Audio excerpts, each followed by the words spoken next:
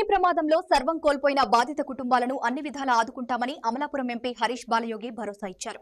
మామిడికుదురు అగ్ని ప్రమాద బాధితులను ఆయన పరామర్శించారు.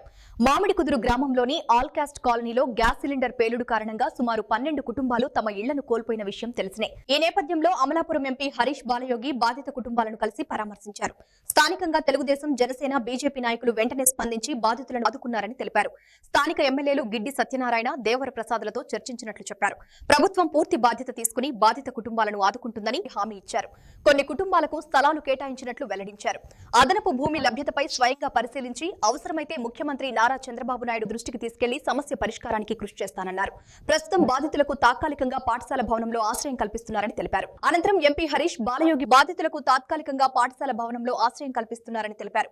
అనంతరం ఎంపీ హరీష్ బాలయోగి బాధిత కుటుంబాలకు నిత్యావసర సరుకులు, దుప్పట్లు అందజేశారు.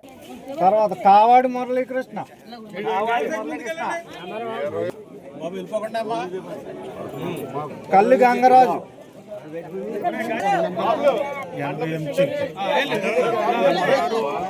కావాడు మహాలక్ష్మి,